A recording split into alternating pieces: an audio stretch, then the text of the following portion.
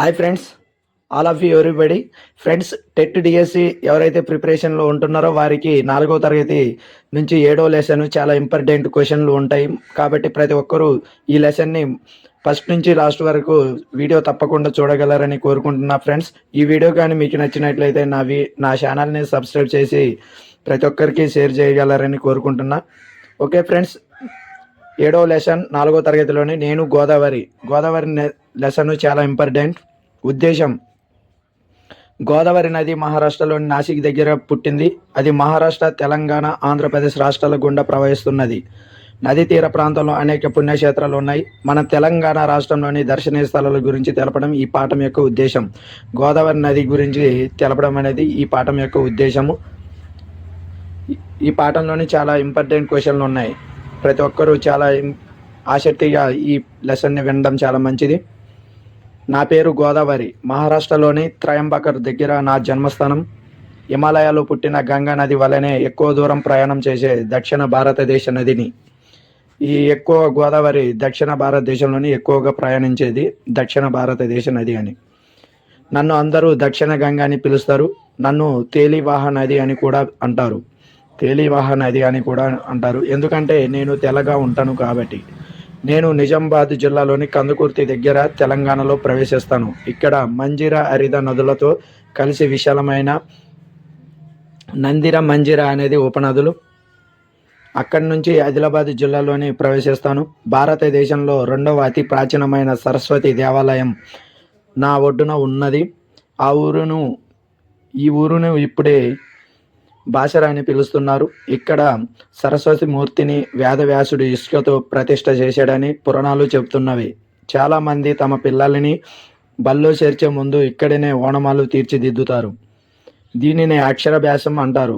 మంచిగా చదువు రావాలని బాసర ఊరిలో భిక్షటన చేసి నిద్రిస్తారు. ఇక్కడ నుంచి పారుకుంటూ పోతుంటే పోచంపాడు దగ్గర ఒక పెద్ద ఆనకట్ట కట్టారు. దీనిని శ్రీరామ్ సాగర్ ప్రాజెక్ట్ అంటారు. శ్రీరామ్ సాగర్ ప్రాజెక్ట్ ఎక్కడ ఉంది? పోచంపాడు దగ్గర. నాకు జాలి, దయ ఎక్కువ కదా, అందుకే రైతుల కష్టాలు తీర్చడానికి సిద్ధపడి పంట పొలాలకు సాగునీరై, ఊళ్ళో వాళ్లకు తాగునీరై, అక్కడి నుంచి మెల్లగా నిర్మల్ జిల్లా సరిహద్దులో గల బాదనకుర్తి వద్ద 7గా చీలి సప్త గోదావరిగా జగిత్యాల జిల్లాలోని ధర్మపురి దిక్కుగా ప్రవహిస్తున్నాను. సప్త గోదావరి ఎక్కడ చీలుతుంది అనేది జగిత్యాల జిల్లాలోని ధర్మపురి దిక్కుగా ప్రవహిస్తున్నప్పుడు. ధర్మానికి ప్రసిద్ధమైన ధర్మపురి అతి పురాతనమైన ఊరు. 2000 సంవత్సరాల చరిత్ర కలిగిన ఊరు. ధర్మపురి మహిమ కలిగిన నరసింహ క్షేత్రం ఇక్కడ కలదు. ధర్మపురిలోని వేద పండితులు, కవులకు, కళాకారులకు నిలయము అని నరసింహుని కీర్తిస్తూ శేషప్ప అనే కవి నరసింహ శతకం రాసింది ఇక్కడనే. ఇక్కడ 2 ఆలయాలు ఉన్నాయి. మొదటిది యోగ నరసింహస్వామి పాతది, రెండవది ఉగ్ర నరసింహస్వామి కొత్తది. ఇక్కడ నేను రకరకాల గుండాల రూపంలో కనబడతాను. యమగుండమని, బ్రహ్మగుండమని, సత్యవతి గుండమని, చక్ర గుండమని మొదలగు పేర్లతో ఇక్కడికి వచ్చే భక్తులకు భక్తితో పిలుచుకుంటారు. ఇక్కడ ఇసుకతో చేసిన ఇష్ట స్తంభం ఉన్నది. నా ఒడ్డున హనుమంతుడి గుడి, సంతోషి మాత, దత్తాత్రేయుడు, శ్రీరాముని గుళ్ళు కూడా ఉన్నవి. ధర్మపురి చూస్తే యమపురి ఉండదు అనే మాటలు గ్రామ ప్రసిద్ధిని తెలియపరుస్తాయి. గంగా స్నానం, నరసయ్య దర్శనం ఇక్కడ ధర్మపురిలోనే చేసుకోవచ్చు. అక్కడి నుండి మెల్లగా నేను రాయపట్నం చేరుతాను. ఇక్కడ నా మీద ఒక వంతెన కట్టారు. అది కరీంనగర్, ఆదిలాబాద్ జిల్లాలను కలుపుతుంది. ఈ వంతెన దాటి ఆదిలాబాద్ జిల్లాలో 1 కిలోమీటర్ నడిస్తే గుడెం గుట్ట కనబడుతుంది. దాని మీద సత్యనారాయణ స్వామి వెలిశాడు. తెలంగాణలో ఉన్న అతి ప్రాచీనమైన సత్యనారాయణ స్వామి గుడి ఇదే. ఇక్కడ ప్రతిరోజు సత్యనారాయణ స్వామి రథాలు జరుగుతాయి. ఈ కోటిలింగాల గుడి గురించి మీకు తెలుసుగా. కోటిలింగాలు భారతదేశాన్ని సగభాగం దాకా పరిపాలించిన శాతవాహనులు తొలి రాజధాని. ఇక్కడికి ఎంతోమంది బౌద్ధ భిక్షులు వచ్చేవాళ్ళు. ఇక్కడ క్రీస్తు శకం 1వ శతాబ్దంలో ఆలుడు అనే రాజు 700 కథలతో గాథ సప్తసతి పేరు మీద ప్రకృతి భాషలో సంకలనం చేశాడు. ప్రకృత భాషలోని ఏ సంకలనం చేశారు? గాథ సప్తసతి. ఎవరు? ఆలుడు. పాత చరిత్రకారుడు మొగస్తనిస్ ఇండికా అనే గ్రంథంలో భారతదేశంలో తాను చూసిన గొప్ప కోటగోడలు నగరంలో కోటిలింగాలు ఒకటేనని రాశాడు. ఎవరు రాశారు? మొగస్తనిస్. ఏ గ్రంథంలో రాశారు? ఇండికా అనే గ్రంథంలోని. నేను అందరికీ వెలుతురిని కూడా ఇస్తాను. ఇదేమిటి, నీళ్ళు వెలుతురిచ్చేదేమిటి అనుకుంటున్నారు? అవును, అచ్చంగా నిజం. నా ఒడ్డు ఎంతో బాగున్నదో, నా ఒడ్డు నా ఒడ్డున ఎంత బొగ్గున్నదో తెలుసా? పట్టెంత బొగ్గు ఈ మట్టి పొరలో ఉన్నది. ఈ బొగ్గుతోనే విద్యుత్ తయారు చేస్తారు. ఇక్కడ నా పేరు మీద ఒక ఊరు కూడా వెలిసింది. దాని పేరే గోదావరికని. ఇక్కడ తీసిన బొగ్గును పక్కనే ఉన్న రామగుండంలోకి బొగ్గును పంపించడం జరుగుతుంది. రామగుండం ఎన్టీపీసీలోనే కాకుండా ఇంకా చాలా ప్రదేశాలకు తీసుకుపోయి విద్యుత్ ఉత్పత్తి చేస్తారు. రామగుండంలోని తయారయ్యే విద్యుత్ దక్షిణ భారతదేశానికి అంతా వెలుగు పంచుతుంది. రామగుండంలోనే తయారయ్యే విద్యుత్ దక్షిణ భారతదేశానికి అంతా వెలుగును పంచుతుంది. అక్కడి నుంచి చక్కగా మంత్రకూటం చేరుతాను. దీన్ని ఇప్పుడు మందాని అని పిలుస్తున్నారు. గతంలో దీనిని మంత్రపురి అని అనేవారు. ఇక్కడ నా ఒడ్డునే గౌతమేశ్వర ఆలయం ఉన్నది. అట్లానే మందానిలో అతి ప్రాచీనమైన భిక్షేశ్వరుని గుడి, ఓంకారేశ్వరుని గుడి, శీలేశ్వర సిద్ధేశ్వర ఆలయం, మహాలక్ష్మి గుడి ఉన్నవి. మందాని వేద పండితులకు నిలయం. ఇక్కడ ఎప్పుడూ అన్నదానము జరుగుతుంటుందని ప్రతీది.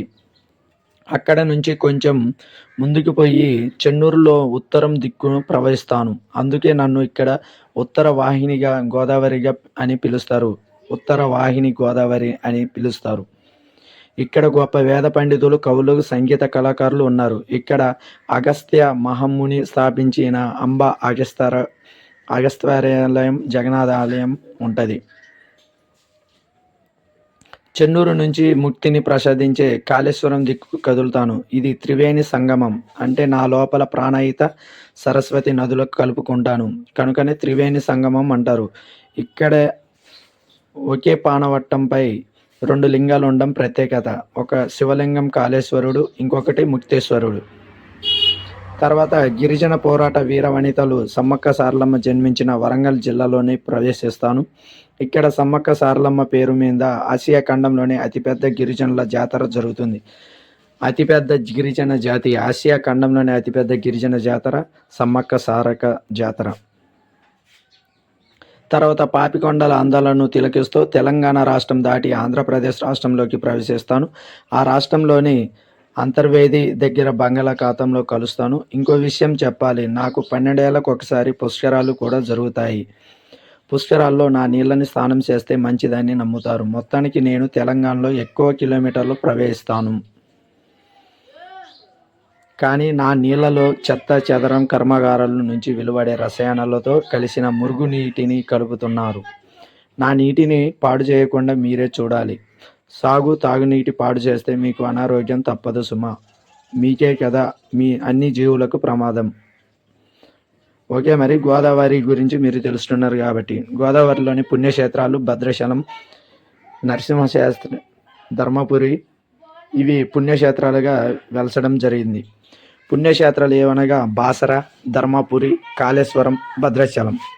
అవి ఉన్న జిల్లా పేర్లు, దాని ప్రత్యేకతల గురించి రాయాలి. పుణ్యక్షేత్రాలు, గోదావరిలోని పుణ్యక్షేత్రాలు. పదజలం. మీకు ఇచ్చిన పదాలు వరుసలో చదవండి. ప్రతి వరుసలో వేరుగా ఉన్న పదాన్ని గుర్తించి దాని కింద గీత గీయండి. కాళేశ్వరం, మందాని, ధర్మపురి, హైదరాబాద్. కాళేశ్వరం, మందాని, ధర్మపురి, హైదరాబాదు. విద్యుత్ దేనికి సంబంధించిన పదాలు రాయండి. సృజనాత్మకత. భాషను గురించి తెలుసుకుందాం. క్రింది వాక్యాలను చదవండి. క్రియాపదాలకు ముందు విశేషణం చేర్చి రాయండి. లత పాట పాడింది. లత పాట చక్కగా పాడింది. రజని ఉరికింది. రజని బాగా ఉరికింది. అభిజ్ఞ నాట్యం చేసింది. అభిజ్ఞ నాట్యం చక్కగా చేసింది. వహిద బొమ్మలు గీసింది. వహిద బొమ్మలు చక్కగా గీసింది. సింహం గర్జించింది. సింహం చక్కగా గర్జించింది. ప్రసాద్ మాట్లాడుతున్నాడు. ప్రసాద్ చక్కగా మాట్లాడుతున్నాడు. అంటే క్రియాపదాలకు ముందు విశేషణం చేర్చి రాయండి. ఓకేనా ఫ్రెండ్స్, భాషణ గురించి తెలుసుకుందాం.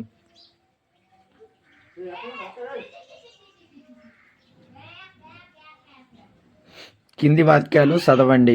ప్రతిదినం నేను వ్యాయామం చేస్తాను. ప్రతిదినం నేను వ్యాయామం చేస్తాం. అనేది విశేషణం.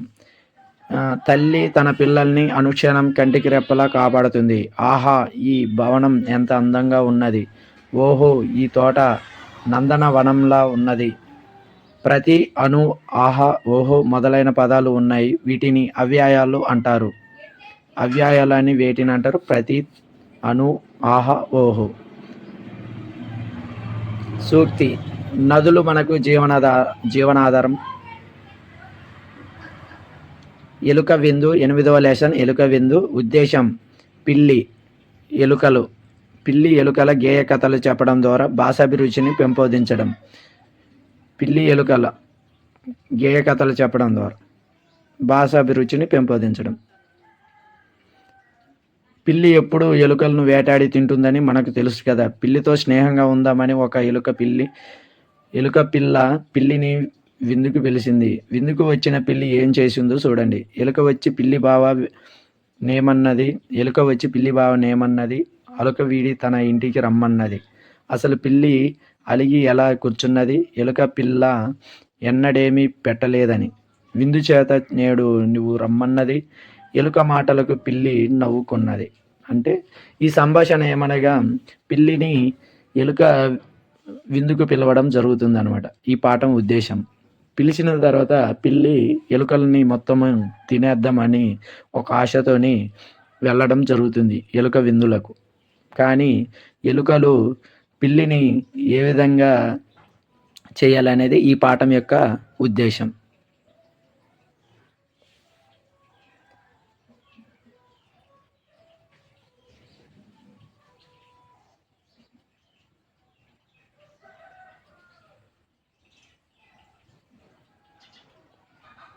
ఈ ఎలుక పిల్లి అనేది రచయిత దాశరథి కృష్ణమాచార్యులు. చాలా ఇంపార్టెంట్ క్వశ్చన్.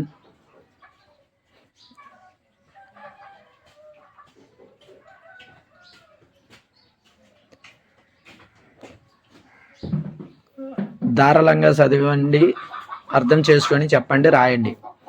ఎలుక ఇల్లు చాలా పెద్దగా ఉన్నది. ఈ విధంగా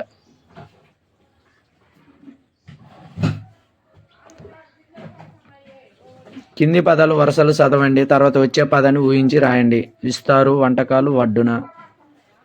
పాలు, పెరుగు, వెన్న. వ్యవసాయం, ధాన్యం, సంత. వడ్లు, బియ్యం, పిండి.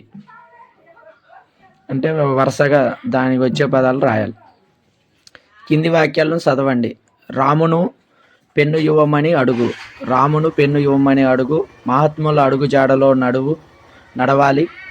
వీటిలో గీత గీసిన పదము ఒక్కో వాక్యంలో ఒక్కో అర్థాన్ని ఇచ్చింది కదా. రామును పెన్ను ఇవ్వమని అడుగు. తేలు, పెరుగు, కలుగు, తలుపు, చెప్పు. భాషను గురించి తెలుసుకుందాం. కింది వాక్యాలు చదవండి. మా ఊరు రామాపురం. నేను రేపు ఊరికి వెళ్తాను. పై వాక్యాల చివర సుక్క పులి స్టాప్ ఉన్నది. ఇలాంటి సుక్కలను వాక్యాంత బిందువు అంటారు. ఈ వాక్యాంత బిందువునే పులి స్టాప్ అంటారు. కింది వాక్యం చదవండి. పేర్ల మధ్య ఉన్న గుర్తును పరిశీలించండి. పూజిత, రోజీ, ఇక్బాల్ పరుగున బస్సు దగ్గరకు వచ్చారు. పై వాక్యంలోని కామా గుర్తు పేర్ల మధ్యలో ఉన్నది. వాక్యంలో స్వల్పంగా విరామం ఇచ్చే చోట కామా, స్వల్ప విరామం చిహ్నం కామా ఉంచుదాం. స్వల్ప విరామ చిహ్నం అని కామని అంటారు. కింది వాక్యాలలో పులి స్టాప్ కామాలను సరైన చోట ఉంచి రాయండి. తోటలో పూల మొక్కలు, సీతాకొక చిలుకలు, పక్షులు ఉన్నాయి. తోటలో పూల మొక్కలు సీతాకొక చిలుకలు పక్షులు ఉన్నాయి. పులి స్టాప్. అంతలోనే గాలి వీచింది. మంచు బిందువుల పువ్వుల ఆకులపై నుండి కిందికి జారాయి. అంతలోనే గాలి వీచింది, మంచు బిందువులు పువ్వుల ఆకులపై నుండి కిందకి జారాయి. నిన్ను నువ్వు ఎట్లా ప్రేమిస్తావో నీ పొరుగు వారిని కూడా అట్లాగే ప్రేమించు. సూక్తి. పంటసిరి. చదువు ఆనందించులని పంటసిరి లెసన్. పంటసిరి అంటే ఏ విధంగా రైతు తొలి జల్లు వచ్చింది తులకరించింది, పదవై రైతన్న పాటు చెయ్యంగా.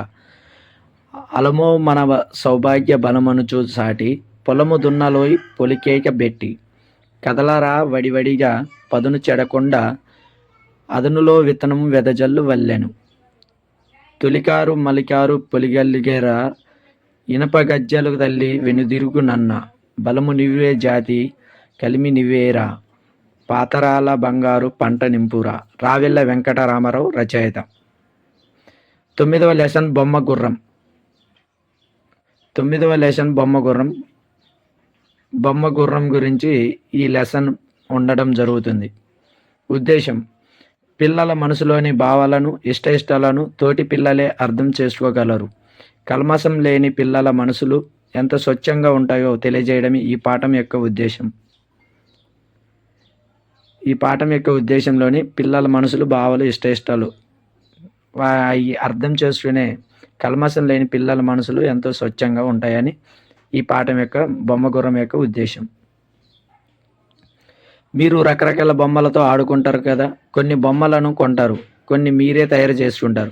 అట్లాగే రాములమ్మకు కూడా బొమ్మలంటే చాలా ఇష్టం. తానే ఒక బొమ్మను తయారు చేస్తున్నది. రాములమ్మకు ఇష్టమైన ఆ బొమ్మనే కావాలని ఇంకొక పాప అడిగింది. తర్వాత ఏమైందో ఆ పాఠం చదవండి. అనగనగా రాములమ్మ అనే ఒక పాప ఉండేది.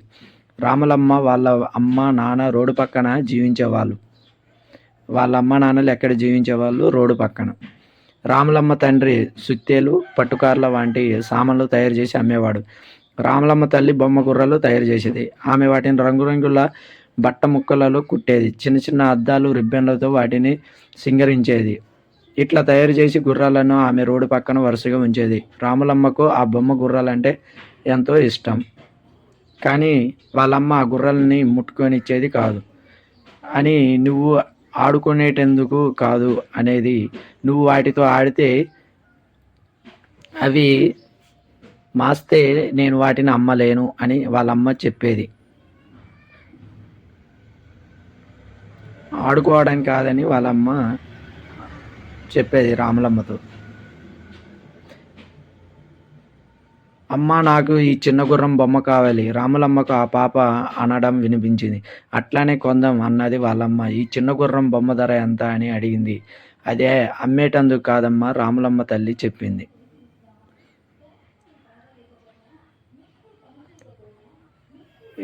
ఈ పాఠం యొక్క మూలము ఎందులో నుంచి తీస్తున్నారంటే చిల్డ్రన్ బుక్ ట్రస్ట్ దీప అగర్వాల్ నుంచి తీసుకోవడం జరిగింది.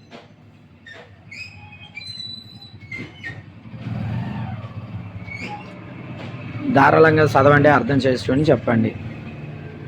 ఈ కింది పేరా చదవండి. 5 ప్రశ్నలకు. రాజు చాలా తెలివైన వాడు.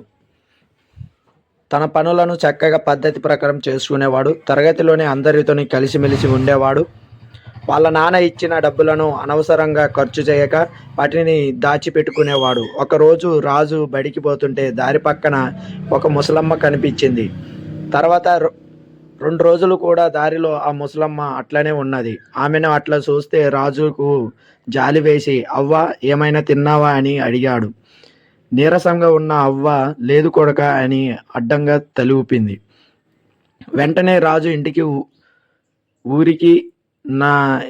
ఊరికి నాన్న ఇచ్చిన డబ్బులతో దుకాణంలో కారం బుంది కొని తెచ్చి ఆ పొట్లాన్ని అవ్వ చేతికి ఇచ్చాడు. అవ్వ దానిని ఎంతో ఆతృతగా తీసుకుని సంతోషంగా రాజు వంక చూసి, నీ కడుపు సల్లంగుండు అన్నది. రాములమ్మ అమ్మ నాన్న ఎట్లా ఉన్నారో తెలుసుకున్నారు కదా. మీ అమ్మ నాన్నల గురించి రాయండి. పదజలం. కింది పదాలలో ముందు నుండి చదివితే ఒక అర్థం, వెనక నుండి చదివితే మరొక అర్థం వచ్చే పదాలు దాగి ఉన్నాయి. వాటిని వెతికి రాయండి. టాప పాట, వనజ మునగ, కరడు, కలప పలక, దారం మిరప, ఖర్చు సురక, రుచి, దినం జింక, పిలక, కంకి, సైదం, పడగ, గడప, సిలిపి, పిలిచి. రాములమ్మ వాళ్ళ నాన్న సుత్తే పట్టుకారులను వాళ్ళ బొమ్మలను తయారు చేసి అమ్మేవారు కదా. సృజనాత్మకత, ప్రశంస. భాషణ గురించి తెలుసుకుందాం. కింది పేరా చదవండి. ఫుల్ స్టాప్, కామా గుర్తులను సరైన చోట గుర్తించండి. స్నిగ్ధ, పని, రమ్య, వర్ధన్ జంతు ప్రదర్శనశాలకు వెళ్ళారు. వాళ్ళు అక్కడ సింహం, పులి, ఏనుగు, జిరాఫీ, కోతి మొదలైన జంతువులను చూశారు. అంతేకాకుండా చిలుక, నెమలి, పావురం లాంటి రకరకాల పక్షులను చూశారు. జంతు ప్రదర్శనశాల ముందు పండ్ల బండి ఉన్నది. వారు జామ, బత్తాయి, అరటి పండ్లు కొని తిన్నారు. ఆటో ఎక్కి ఇంటికి వచ్చారు. కింది పేరాలు చదవండి. క్వశ్చన్ మార్క్ ఈ గుర్తుకు రౌండ్ వృత్తం చుట్టండి. రవి సెలవులో తాతయ్య గారి ఇంటికి వెళ్ళాడు. దారిలో గోపయ్య ఎదురయ్యాడు. ఎవరు బాబు నువ్వు? ఎవరింటికి పోవాలి? నీ పేరేమిటి? నీ ఊరు ఏది? అంటూ ప్రశ్నించాడు. రవి చిరునవ్వుతో జవాబు చెప్పాడు. పిల్లలు, నేను ప్రశ్నార్థకం వాక్యం చివర ఉంటానని గుర్తించారు కదా. నన్ను ప్రశ్నార్థక సింహం అంటారు. నేను ప్రశ్నార్థక వాక్యాలకు చివరన ఉంటే ఆ వాక్యాలను ప్రశ్నార్థక వాక్యాలు అంటారు. కింది పేరాను చదవండి. ఈ గుర్తుకు వృత్తం చుట్టండి. రాజు ఎక్కడికి వెళ్ళావని టీచర్ అడిగింది. జూకు వెళ్ళాం టీచర్. అబ్బో, జూ ఎంత పెద్దగా ఉన్నదో, రకరకాల జంతువులు, పక్షులు చూశామన్నాడు. ఏ జంతువులు చూశారు అని టీచర్ రాజు అడిగింది. బాబోయ్, పెద్ద సింహం చూశాను టీచర్ అన్నాడు. అట్లాగా, ఇంకా ఏమేమి చూశావు అని టీచర్ అడిగింది. పిల్లలు, నేను ఆశ్చర్యకరమైన వాక్యాల చివర ఉంటానని గుర్తించారు కదా. నన్నేమంటారో తెలుసా?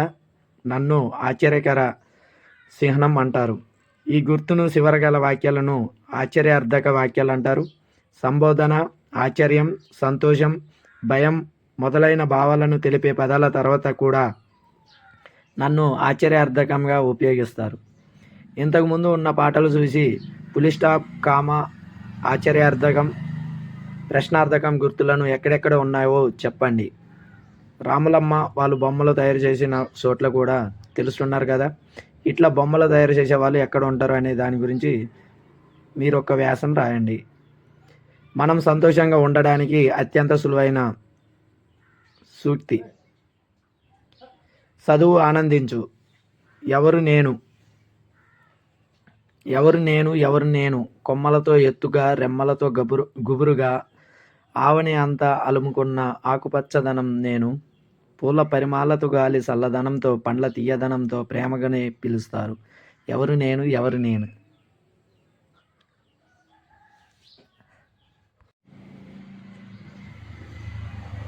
నెక్స్ట్ లెసను 10వ లెసన్ మాటల ప్రయాణం. 10వ లెసన్ మాటల ప్రయాణం. ఉద్దేశం: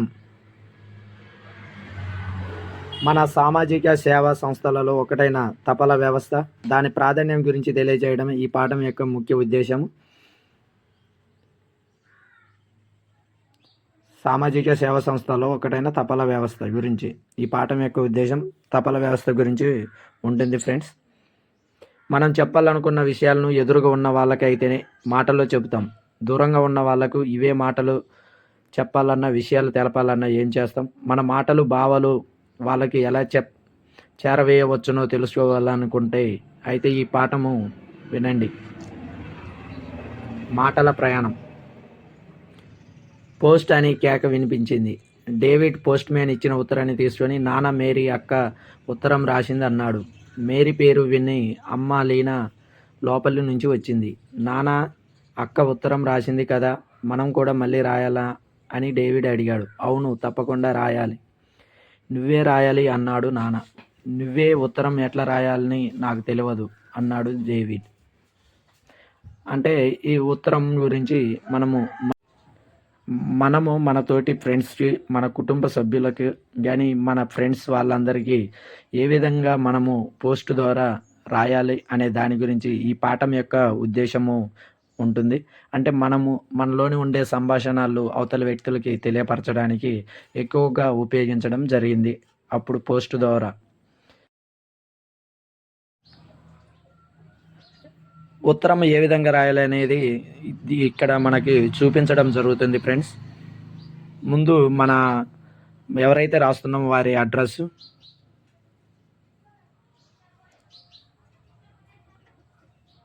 ప్రియమైన మేరీకి అమ్మా నాన్న దీవిస్తూ రాస్తున్నా.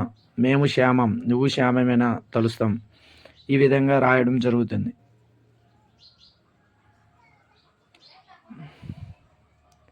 కొంతమందికి పిన్ అంటే ఏమిటో తెలియదు కాబట్టి పిన్ అంటే పోస్టల్ ఇండెక్స్ నెంబర్ అని అర్థం.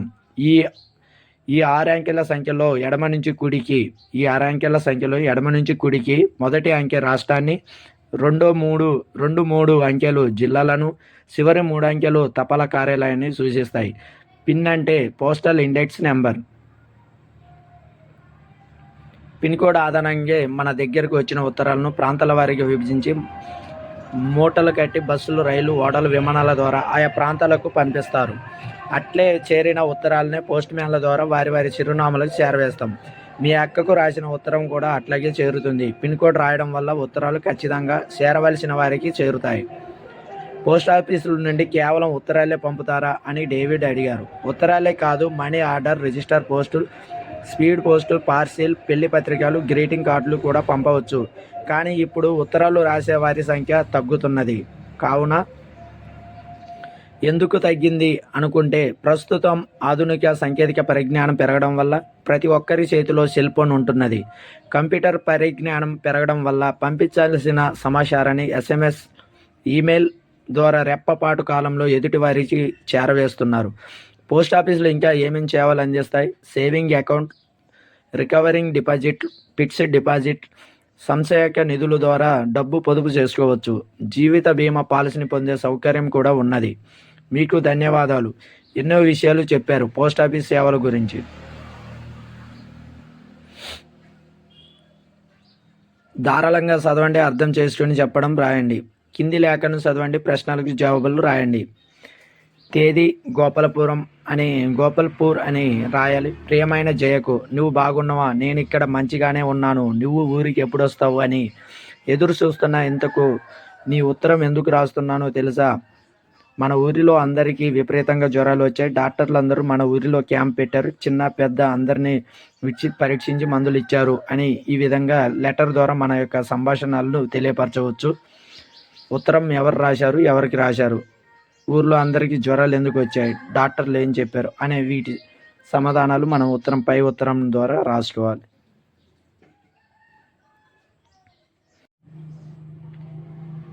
పదజలం. కింది పదాలతో సొంత వాక్యాలు రాయండి. చిరునామా బట్వాడ, పిన్ కోడ్ పోస్ట్ మ్యాన్. మన చుట్టూ ఎందరినో ఏదో ఒక విధంగా మనకు సేవలు అందిస్తున్న వారే. మీ మిత్రులు చర్చించి ఎవరెవరు ఎలాంటి సేవలు అందిస్తున్నారో రాయండి. ఉపాధ్యాయుడు, డాక్టర్, సైనికుడు, పోస్ట్ మ్యాన్, పాఠశాల వంట మనిషి, ఆరోగ్య కార్యకర్త, అంగన్వాడీ కార్యకర్త, కార్మికులు, రైతులు, బస్ డ్రైవర్, రోడ్లు శుభ్రం చేసేవారు. సమాచారాన్ని అందించే సాధనాల పేర్లు కింద ఉన్న వాటికి సంబంధించిన పదాలను రాయండి. ఉత్తరం, ఊరు, తేదీ, అడ్రస్, విషయం రాసినవారు. సెల్ ఫోన్ ఏమేమిటి అనేది రాయాలి. భాషను గురించి తెలుసుకుందాం. కింద పేరా చదవండి. పులి స్టాప్, కామా, ఆశ్చర్యార్థకం గుర్తులను అవసరం ఉన్న చోట పెట్టండి. అక్బర్ పాదుషా మామిడి పండ్లు తింటున్నాడు. తాను తినగా మిగిలిన తొక్కలు, టెంకలు మహారాణి పల్లెం దిక్కు జరిపి అక్బర్ పాదుషా పక్కపక్క నవ్వుతో, చూశావా బీర్బల్ ఎంత విచిత్రంగా ఉందో, నేను ఇంతవరకు ఒక పండు కూడా తినలేదు, కానీ ఈ మహారాణి చూడు అప్పుడే ఎన్ని మామిడి పండ్లు అరగించిందో అన్నాడు బీర్బల్ ఆశ్చర్యంగా. పాదుషా వైపు చూసి, రాణిగారు మాత్రం ఎన్ని పండ్లు తిన్నారు హుజూర్, వారు మీకంటే మెల్లగానే ఆరగిస్తున్నారు కదా అన్నాడు. రాణి మాత్రం వంచిన తల ఎత్తలేదు, మౌనంగా పాదుషా మాటలు వినసాగింది. పాదుషా రాణి పల్లెం వైపు చూపిస్తూ, సరిగా చూడు బీర్బల్, ఆమె పల్లెం పక్కన ఎన్ని తొక్కలు పడి ఉన్నాయో, ఎన్ని టెంకలు గుట్టపడి ఉన్నావో, పాపం మహారాణికి ఎంత ఆకలిగా ఉన్నాదో అన్నాడు నవ్వుతూ. రాజా, రాణిగారు పల్లెం తిని తొక్కలు టెంకలు మిగిల్చారు, కానీ మీరు అవి కూడా మిగల్చలేదు. తినడంలో మీరే పరాక్రమవంతులు అన్నాడు బీర్బల్. అక్బర్ టక్కున నోరు మూసుకున్నాడు. ఎవరు, ఎప్పుడు, ఎందుకు, ఏమి, ఎలా, ఎక్కడ, నాయన బజారుకు పోయి కూరగాయలు తెచ్చాడు. ప్రశ్నార్థక పదాలు చదవండి. నాయన బజారుకు పోయి ఏం తెచ్చాడు అని ప్రశ్నార్థకం. అమ్మ చేసిన లడ్డు తమ్ముడు తిన్నాడు. అమ్మను చేసిన లడ్డు తమ్ముడు ఎందుకు తిన్నాడు? ప్రభుత్వ ధనం అంటే ప్రజల ధనమే, అందుకే ప్రభుత్వ సేవలు సరిగా వినియోగించుకోవాలి. పదాలు అర్థాలు పాఠం చివరిలోని మనకు ఇవ్వడం జరిగింది కాబట్టి ప్రతి ఒక్కరూ టెట్ డిఎస్సి ప్రిపేర్ అయ్యే వాళ్ళు పదాలు అర్థాలు పాఠం చివరన ఇవ్వడం జరిగింది కాబట్టి ప్రతి ఒక్కరూ వీటిని ఒక్కసారి చూస్తుంటే పదాల అర్థాలు మనకు తెలిసిపోద్ది. ఏ పదానికి ఏ అర్థం అనేది మనము తెలుసుకోవాలి. వీటిలో కూడా 1 మార్క్ రావడం జరుగుతుంది కాబట్టి.